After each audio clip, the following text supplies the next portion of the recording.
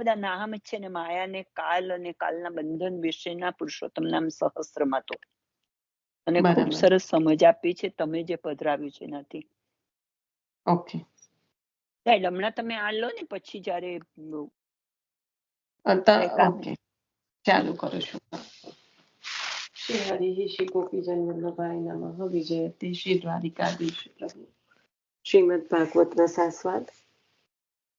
સચિદાનંદ રૂપાય વિશ્વોત્પત્યાદિ હેતવે તાપત્રય વિનાશાય શ્રી કૃષ્ણાય વયમ નમઃ. શ્રી વલ્લભને હૃદયમાં પધરાવીને શ્રીમદ ભાગવતજીનું રસપાન કરીશું. શ્રીમદ ભાગવત રસાસ્વાદ પ્રથમ સ્કંદ પંચમ અધ્યાય પૂર્ણ થયો છે. એટલે આજે છઠ્ઠા અધ્યાયમાં પ્રવેશ કરીએ એ પહેલા જે કઈ સ્મરણ થાય એ કરીને પછી આગળ વધીએ. ગઈકાલે વાંચન જે લીધું હતું એમાં મુખ્યત્વે આ જ હતું કે જ્યારે નારદજીને રુચિ થઈ અને કથા શ્રવણ કર્યું અને એના ફલ સ્વરૂપે ચતુશ્લોકી ભાગવતજી જે સનત કુમારો દ્વારા પ્રાપ્ત થયા એમાં આગળ વધતા નારદજીએ કહ્યું કે આ જે પ્રભુની પ્રસન્નતા પ્રાપ્ત કરાવવા વાળું જે પ્રભુના ગુણગાન છે, કારણ કે જીવનો પ્રથમ ધર્મ જે છે કે પ્રભુની પ્રસન્નતા, જે આપણે જોઈએ કે આચાર્ય ચરણે આપણને બ્રહ્મ સંબંધ દ્વારા જે આપ્યું કે જીવનો હાથ જ્યારે પ્રભુના હાથમાં પધરાવ્યો છે ત્યારે એ જીવનું મુખ્ય કર્તવ્ય પ્રભુની સેવા, એટલે કે પ્રભુના તત્સુખનો વિચાર. અને પ્રભુનું તત્સુખ એટલે કે પ્રભુની પ્રસન્નતા. તો મારા પ્રભુ જેમાં પ્રસન્નતા છે એવું જે કઈ કાર્ય થાય એ જીવ માટે પોતાના ધર્મ સ્વરૂપ બની જાય છે. કારણ કે જ્યારે પ્રભુને પ્રસન્નતા એટલે પ્રભુના ગુણગાન એટલે પ્રભુનું સુખ. તો આ જે તત્સુખાત્મિકા ભક્તિ જે છે પ્રભુને પ્રસન્ન કરવા વાળી, એના સંદર્ભમાં આપણને અર્જુનનું પણ ઉદાહરણ આપ્યું કે અર્જુને પણ જે યુદ્ધ લડ્યું છે એનું મુખ્ય પ્રયોજન પ્રભુની આજ્ઞાનું પાલન કરવું જ છે. કારણ કે પ્રભુને જ જે ધર્મની સંસ્થાનું સ્થાપન કરવાનું છે અને એના કારણે જે અસુરોનો વિનાશ કરવાનો છે, એમાં અર્જુન દ્વારા આ જે યુદ્ધ જ્યારે થયું તો અર્જુન દ્વારા આમનો સંહાર કરીને ધર્મની સ્થાપના થવાની છે. તો એના કારણે જ પ્રભુએ આજ્ઞા કરી છે અને એ આજ્ઞા પ્રભુને પ્રસન્ન કરવા વાળી છે. એવી જ રીતે વ્યાસજીનું જે પ્રાકટ્યનું મુખ્ય કાર્ય શું છે કે પ્રભુના ગુણગાન ગાવા અને ગુણગાન થકી સર્વનો ઉદ્ધાર કરવો. તો એ જે પ્રભુ જે કાર્યમાં જ્ઞાન અવતાર વ્યાસજીનો જે સ્વયં પ્રભુનો જ્ઞાન અવતાર છે એ પ્રાકટ થવાનું મુખ્ય કારણ આ છે કે આપ જ્યારે ભાગવતજી પ્રકટ કરશો એમાં જ પ્રભુની પ્રસન્નતા છે. કારણ કે આપના જન્મનું મુખ્ય કાર્ય પ્રભુના ગુણગાન છે. આપણે ગઈકાલે આ જોઈ લીધું હતું. હવે જે કઈ થોડું રહેતું હોય, મેં કીધું હતું કે 5 અધ્યાય સુધી આપણે જે પણ મનન થાય એ કરજો. કારણ કે આમાં જ 34 અને 35 નંબરના શ્લોક પણ આવ્યા હતા ચતુર્વ્યુહના સંદર્ભમાં જે પ્રભુના. એટલે એ થોડુંક જોઈ લઈએ અને છણાવટ જો અંદર લેવા જેવું હોય તો લઈએ અને પછી પાછું આપણે આગળ, અને માસી કહે છે એ કરીને પછી આગળ વધીએ. તો બંધન દેવા વાળા જે કર્મ છે એ જ્યારે પ્રભુને સમર્પિત કરવામાં આવે, એટલે કે પ્રભુ માટે કરવામાં આવે તો એ બંધન દેતા નથી. જે પણ જીવ જે પણ કાર્ય કરે છે, પણ કર્મનો એક સ્વભાવ છે કે કર્મ અગર થઈ રહ્યું છે, સત્કર્મ છે, દુષ્કર્મ છે, એની વાત નથી, ખાલી કર્મની વાત છે. તો એ કર્મ બંધન પ્રકટ કરવા વાળું છે. હવે આ જે કર્મ જે બંધનના કારણરૂપ બનવા વાળું છે, એ કર્મ જો પ્રભુ અર્થે થાય તો એ પછી જીવને બાધ નથી કરતું. એટલે જે જન્મ મરણના જે બંધનમાં નાખવા વાળા કર્મો છે એ કર્મમાં આની ગણના થતી નથી, કારણ કે એ કર્મ પ્રભુ અર્થે છે. એટલે આપણે મુખ્ય જે કહેવાનું, પુષ્ટિમાર્ગીય જીવને પાછું હરીફરીને ના આવવાનું અને પ્રભુની સેવામાં જવાનું હોય તો મુખ્ય પહેલું કર્તવ્ય પ્રભુની પ્રસન્નતા પૂર્વક પોતાનું જીવન પ્રભુને સમર્પિત થઈને રહે, તો એ જે કર્મના જે બંધન છે એ ત્યાં લાગુ નથી પડતા. આપણે કાલે ગોપાલદાસજીનું જે વલ્ભાખ્યાનનું પણ સંદર્ભ લીધો હતો કે એવો માર્ગ શ્રી વલ્લભનો જ્યાં નહીં પ્રવેશ વિધિહરનો. તો આ જે કાલ કર્મના બંધન છે, આપણે વાત પણ થઈ હતી કે તનુનવત્વ દેહની પ્રાપ્તિ થાય છે, અને આ જે કાલ કર્મના બંધન છે, કારણ કે કર્તા, કર્મ, કાલ, દેશ, દ્રવ્ય આ બધું જ અશુદ્ધિ થઈ ગઈ છે. આપણે જે કલી નું રૂપ આપણને કૃષ્ણાશ્રયમાં આચાર્ય ચરણ બતાવે છે, અને એના ફક્ત ને ફક્ત જો કંઈક એનો ઉપાય હોય તો કૃષ્ણ એવ ગતિર્મમ, કારણ કે બધામાં અશુદ્ધિ છે, બધામાં મિલાવટ છે. તો એવા કલિકાલ, એવા કઠિન કલિકાલમાં જો જીવને પ્રભુને અંગીકાર કરવાને લાયક થવું હોય, નહીં અહીંયા જ, પછી પણ આ લોકમાં અને પરલોકમાં, તો એ શક્ય ક્યારે બને કે એને કર્મના બંધનો નડે નહીં ત્યારે. અને આ કર્મના બંધનો ક્યારે ના નડે? જ્યારે જીવ સમર્પિત થઈને રહે. એટલે કે જે કંઈ સમર્પણમાં પછી આ બધું જ આવી ગયું કે જે કંઈ થઈ રહ્યું છે એ પ્રભુના માટે થઈ રહ્યું છે, પ્રભુ અર્થે થઈ રહ્યું છે. એવો જે જીવનો ભાવ અને સ્વામી સેવકનો દ્રઢ સંબંધ કે જે બધું સમર્પણ કરાવવા માટે શક્ય ક્યારે બને કે જ્યારે સ્વામિત્વનો સ્વીકાર કરી લેવામાં આવે. એ પૂરેપૂરું આધિપત્ય જો આપણા જીવન પર કોઈનું હોય તો એ ફક્ત ને ફક્ત શ્રી ઠાકોરજીનું. તો ત્યારે આ કર્મના બંધન નડતર રૂપ રહેતા નથી, કારણ કે ત્યાં પછી એ બંધન બનતા જ નથી. એ કહેવાય ને કે જ્યારે ગોપીજનોને જે અત્યંત તાપ થયો અંતર્ગુગતાઓને, ત્યારે એ જે તાપના ફલરૂપે શું થયું કે તાપ અત્યંત થવાથી એ તાપને દૂર કરવા માટે, શાંત કરવા માટે પ્રભુએ દર્શન આપ્યા. તો આ તાપ નિવૃત્ત કરવા માટે પ્રભુએ દર્શન આપ્યા, એમાં એમના જન્મો જન્મના કરેલા પુણ્ય ખર્ચાઈ ગયા, કારણ કે ફલ, પ્રભુના દર્શન એટલે ફલની પ્રાપ્તિ છે. હવે ફલની પ્રાપ્તિ કરવી હોય તો કશું ખર્ચાય તો ખરું ને અંદર. એટલે આટલો જે અસહ્ય તાપ થયો, એના તાપ રૂપે તાપને શાંત કરવા પ્રભુએ દર્શન આપ્યા, ત્યારે એમના પુણ્ય ખર્ચાઈ ગયા છે. અને આ દર્શન થતાની સાથે જ એમના દેહ બળી ગયા છે. તો ત્યાં આગળ એટલે દેહ બળી ગયા છે એટલે કે તાપથી બળી ગયા છે કે દર્શનથી, એવી વાત નથી. તાપ અલૌકિક છે, દર્શન પ્રભુના થવા એ તાપને શાંત કરવા વાળું છે. પણ જ્યારે એમને સાયુજ્ય પ્રાપ્તિ કઈ રીતે થઈ છે?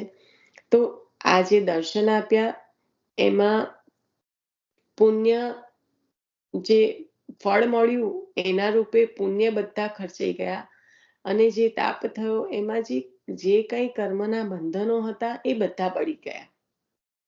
તો આ થતા જે પાપ પુણ્યનું, અહીંયા આગળ એમને શું પાપ પુણ્ય કર્યા એની વાત નથી, પણ જે એક બંધનમાં નાખવા વાળું પાપ પુણ્યનું જે એક ખાતું છે તે ત્યાં બંધ થઈ ગયું. હવે ત્યાં શૂન્ય થઈ ગયું, ત્યાં કંઈ રહેતું નથી, અને પ્રભુને સાયુજ્યને પ્રાપ્ત થયા છે. અને એટલે એમને ત્યાં આગળ જે મુક્તિ બતાવી છે એ પુષ્ટિમાર્ગીયને જે પ્રાપ્ત થાય એમ એનાથી ઉતરતી એટલા માટે બતાવી છે કે જ્યારે સાયુજ્યને પ્રાપ્ત થયા છે તો સાયુજ્ય મુક્તિના પ્રાપ્ત થતા પ્રભુમાં વિલીન તો થાય છે, પણ પ્રભુની સેવામાં એ ચાહે ત્યારે રહી શકતા નથી, પ્રભુ ચાહે ત્યારે રહી શકે છે. જ્યારે ગોલોકમાં પ્રભુની સેવાની પ્રાપ્તિ થવી, મુક્તિ અને સેવાની પ્રાપ્તિ, એ બેમાં મુખ્ય ભેદ એ રહ્યો છે કે મુક્તિમાં પ્રભુ ચાહે ત્યારે વિનિયોગ કરે છે, જ્યારે જે સેવાની પ્રાપ્તિ તે નિરંતર પ્રભુની સેવામાં જીવ રહી શકે છે. પ્રભુ એને રાખે છે, ચાહે ત્યારે પ્રકટ કરે છે નહીં, એને નિત્ય સેવામાં રાખે છે. તો આ જે નિત્યતા છે જે સેવામાં, એ પ્રાપ્ત ક્યારે થાય છે? જ્યારે જીવ લીલાને પ્રાપ્ત થાય છે. મુક્તિને પ્રાપ્ત થાય ત્યારે પ્રભુનું સાનિધ્ય પણ પ્રાપ્ત કરે છે, પ્રભુમાં વિલીન પણ થઈ જાય છે. પણ પ્રભુની સેવા એ જીવ જ્યારે પ્રભુ લેવા ચાહે કોઈ લીલા કરવાના અર્થે ત્યારે જ પ્રાપ્ત થાય છે, ત્યાં સુધી પ્રાપ્ત થતી નથી. તો આ જે કર્મનું બંધન છે એ પુષ્ટિ માર્ગે જીવને કેમ નથી લાગતું, ક્યારે નથી લાગતું? તો આચાર્ય ચરણની કાનીથી જે કંઈ મળ્યું છે, જે પ્રાપ્ત થયું છે, એના પર સંપૂર્ણ રીતે નિષ્ઠા રાખીને આચરણ કરીને એ પ્રમાણેનું જીવન જીવવા વાળો જે જીવ છે સમર્પિત, એને આ કર્મના બંધન લાગુ પડતા નથી. અને એ જ પ્રભુની પ્રસન્નતાનું કારણ બની જાય છે, કારણ કે ઉત્તમ કર્મ કર્યું હોય તો જ પ્રભુને અંગીકાર કરાવવાને લાયક થાય. જો આપના કર્મમાં ઠેકાણું નથી તો આપણા પ્રભુ તો ઉત્તમ વસ્તુના ભોગતા છે. બજારમાં જઈને આવું જ જોઈએ તેવું જ જોઈએ કરીને લાવવા વાળા આપણે ક્યારેય અંદર ઝાંકીને જોઈએ કે આપણે કેવા છીએ, કે આપણે જે વિચારોથી કર્મથી શું ઉત્તમ છીએ કે પ્રભુને લાયક થઈએ, પ્રભુ અંગીકાર કરી શકે? કારણ કે પ્રભુ જ્યારે ઉત્તમ વસ્તુના ભોગતા છે ત્યારે આ ભૌતિક વસ્તુની વાત તો સામાન્ય રીતે આવી જ જાય અંદર, પણ મુખ્ય વાત ત્યાં આગળ જીવનો સામગ્રી શ્યામ સે મિલવે અગ્રેસર. તો એ જીવ જે તત્પર છે શ્યામને મળવા માટે, એ શું એ તત્પર જીવ તપીને તપ્ત થઈને અંગીકાર કરવાને લાયક થયો છે? એ ઉત્તમ સામગ્રી પ્રભુ અંગીકાર કરવા ચાહી રહ્યા છે. અને આચાર્ય ચરણ પણ એ જીવને પ્રભુ અંગીકાર કરે એના કારણે જ બ્રહ્મ સંબંધ દ્વારા ઠાકોરજી માથે પધરાવીને આપણને પ્રભુને અંગીકાર કરવાના લાયક બનવાને કારણે જ ભૂતલ પર 52 વર્ષ શ્રમ લઈને બિરાજ્યા, અને બાળકો પણ એ જ રીતે શ્રમ લઈને જીવો માટે બિરાજી રહ્યા છે. લીનાબેન, તમને કઈ કહેવું હશે ને તમારાથી જો અનમ્યુટ નહીં થતું હશે તો તમારે નીકળી જવું પડશે. મારથી અનમ્યુટ થતું હતું પણ તને પેલું વચ્ચે બોલું તો તારી લિંક તૂટે ને એટલે મેં હેન્ડ રેઝ કર્યો. નિશા, ઓકે, હા બોલો. રીતે અહીંયા ઉત્તમ વસ્તુને સમર્પિતનું જે કીધું ને, તો હજુ જે ગઈકાલે જ વહુજીનું વચનામૃત સાંભળ્યું શ્રી રમણલાલજી મહારાજશ્રીનું, તે અત્તાર આવ્યો તો વેચવા માટે, ને અત્તારને પૂછ્યું કે હું ભાવ તોલો છે? તો કે 100 રૂપિયે તોલો છે. પછી એમની જોડે એમને ત્યાં જે સેવક હશે તે કહે છે કે એ તો મોંઘું કહેવાય, 50-60 માં આપ, પછી છેલ્લે કે 80 માં આપ. પછી રમણલાલજી મહારાજે કીધું કે એમની પાસેથી 100 રૂપિયે તોલેનું અત્તર લઈ લો. અને લઈ લીધું ને પછી એ અત્તરને મોટા પૂમડામાં મૂકી અને એની પર અત્તર મૂકીને પછી સઘડીમાં ડારી દીધું એમ. એટલે કે છે કે આટલું મોંઘું અત્તર લીધું ને એ સઘડીમાં ડારી દીધું. તો કે છે કે આ જે હમણાં મેં અત્તર સઘડીમાં ડાર્યું ને, એની જે સુવાસ ફેલાઈને તે મારા ઘરમાં જે પ્રભુ બિરાજે છે ને, એમને એનો આનંદ આવે. અને બાકીનું જળમાં પધરાયું ત્યાં જે અમને અહીં આપણી બાજુમાંથી યમુનાજી વહે, તો યમુનાજી પણ એનો અંગીકાર કરે. એટલે એમ કે અત્તર પણ આવી રીતે સમર્પવાનો એમને ભાવ બતાવ્યો.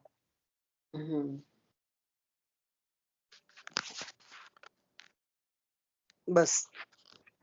ગુલાબદાસ પણ આવે જ ને, કેટલું મોંઘું ગુલાબ એનું લીધું હતું, 1000 રૂપિયાનું કે લાખ રૂપિયાનું, 1000 રૂપિયાનું. તમે જે વાર્તા કહી હમણાં, જે વચનામૃતનો ભાવ કહ્યો, એમાં એવું એનો મતલબ એવો કે વસ્તુ લીધી પણ પછી યમુનાજીના ભાવથી સમર્પિત કર્યું, એવું નહીં. એટલે એમ કે આટલું મોંઘું અત્તર લીધું ને સઘડીમાં ડારી દીધું એમ. તો કે આટલું મોંઘું અત્તર લઈને સઘડીમાં કેવી રીતે પધરાવી દીધું એમ, અંગેઠીમાં. તો કે એમાંથી જે સુવાસ આવશે તો આપણા ઘરમાં પ્રભુ બિરાજે છે ને, એનો આનંદ લેશે, એવું સમર્પિત કર્યું એમ. હા, બરાબર. એટલે એવું એનો ભાવ, એનો મૂળ પણ થાય, રાઈટ, કે પ્રકાશમાં કે બહુ પછી રકજક કરી તો એ પ્રભુ લાયક તો ના એવું નતું કીધું. કિંમત જ આપી. રકઝક તો માણસ જ ઉત્તમ છે. એમને તો હજી વૈભવીબેન, કિંમત અહીંયા નથી જે કોઈ કહેવાનો વાતની. ભાવાર્થ છે ને, એટલે જે કઈ કરીએ છે ને એ પ્રભુને અંગીકાર કરાવવાનું છે, એ સંદર્ભ છે. સુગંધ બહુજીએ પણ પહેલા એવું ફેલાશે, કહ્યું કે સુગંધ પણ ફેલાશે તો અત્તર મારા લીધું. પ્રભુ માટે, જમનાજીમાં પણ પધરાવાશે તો મારા પ્રભુ માટે, કારણ કે અને અંગીઠીમાં પધરાઈએ વલ્લભ સ્વરૂપ નહીં.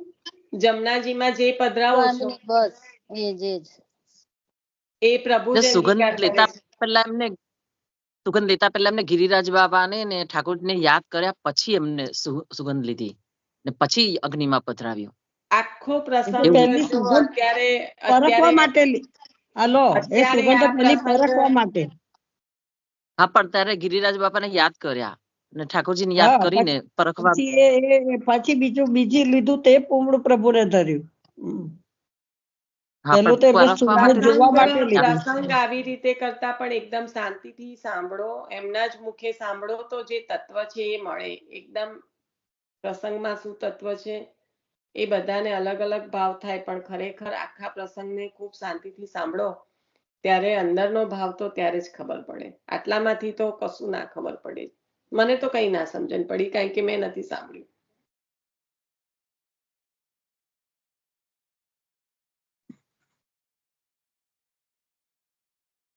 બરાબર છે, મને પણ નથી સમજાતું. સમર્પિતનો ભાવ હતો નિશા. મેં એવું કહેવા માંગુ છું, સમર્પિતનો ભાવ હતો જે સંગીતાબેન ને પ્રેમિલાભાઈ બોલ્યા ને કે ઠાકોરજીને ને ગિરિરાજજીને યાદ કરીને એમને અત્તર આપણે અંગેઠીમાં કર્યું અને એનો પ્રભુ માટે જ લીધું તું તો સમર્પણનો ભાવ તો છે જ ને લીનાબેન.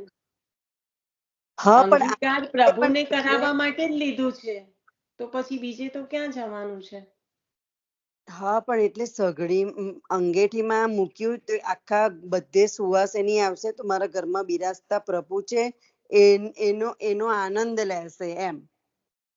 હા, એટલે આમાં એવું છે કે મને સમજાય છે ત્યાં સુધી કે જ્યારે પેલા ખવાસ છે એમને નવાઈ લાગે કે આટલું મોંઘું અંગીઠીમાં, પણ અંગીઠી દ્વારા ચોમેર એની સુગંધ ફેલાય તો પ્રભુને આનંદ આવે. એમાં બસ આજ છે, આ જ ભાવ છે એમાં જે છે ને આ જ રીતનો ભાવ છે કે આટલું મોંઘું લીધું ને આજે વૈષ્ણવ ને એવું થયું કે આપે કમ અંગીઠીમાં પધરાઈ દીધું, આટલું મોંઘું હતું કારણ તો કે પણ આપણે હોય તો થોડું થોડું થોડું કરીને ભજે એ રીતે બસ પણ એટલે હા એવો જ ભાવ એમનો જે કારણ કે શ્રી આપણે જયારે આ પુરાના જમાનામાં અત્યારે છે કે આપણે પ્લગ કરી દઈએ છે.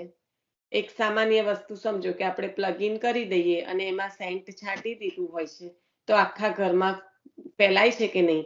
ત્યારે પુરાના જમાનામાં શું કરતા, એક નાનકડું એ લેતા અને એમાં ધૂપના રીતે, એટલે કે એ જે કઈ અંદર અત્તર મૂક્યું હોય એ ધૂપના રૂપે આખા ઘરમાં એ રીતે સુવાસ ફેલાતી. અને ખાલી એને મોંઘું છે એટલે સંગ્રહ કરવાના લીધે નહીં, પણ એની સુવાસ આખા ઘરમાં જ્યારે ફેલાય ત્યારે એ પ્રભુને આહ્લાદક બને, પ્રભુને સુખદાયી બને, એના માટે એમને પધરાવ્યું. એમાં મને આખો પ્રસંગ એવી રીતે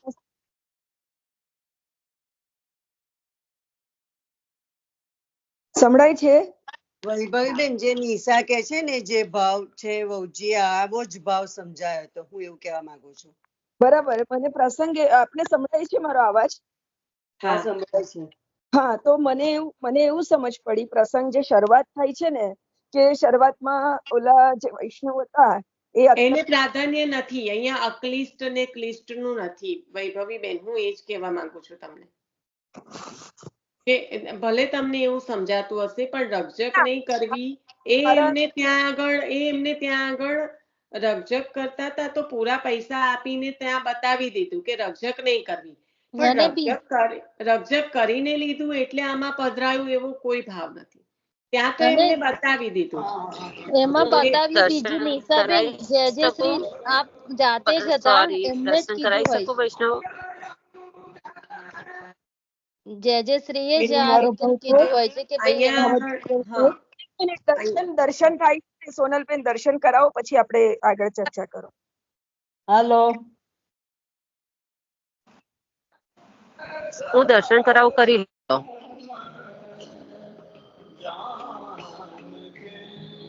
તમારો વિડિયો કરવો પડશે ઓન.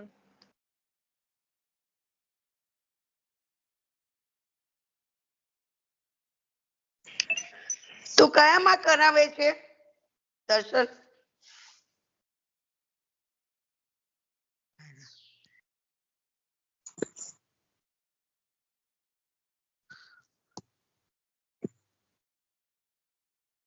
હંસા આંટી દર્શન કરશો એટલે તરત ખ્યાલ આવી જશે. આઈ નો, પણ આપણા જ સત્સંગમાં કરે છે કે આપણા ગ્રુપમાં કરાવે છે? Okay, got it.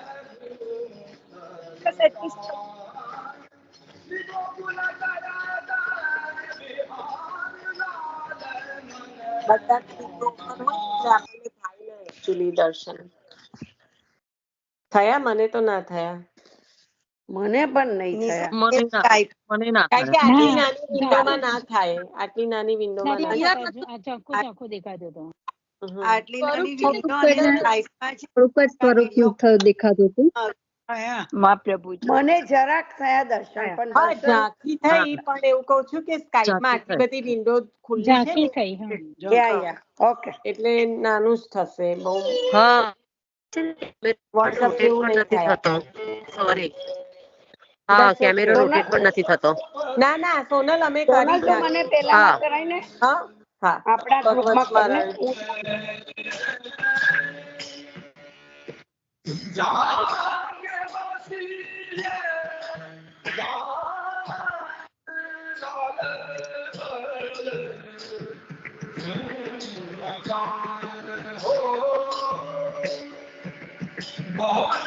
મારે તો પેલી વિન્ડો ચાલુ છે ને રેકોર્ડિંગ, આખી વિન્ડો એની થાય છે.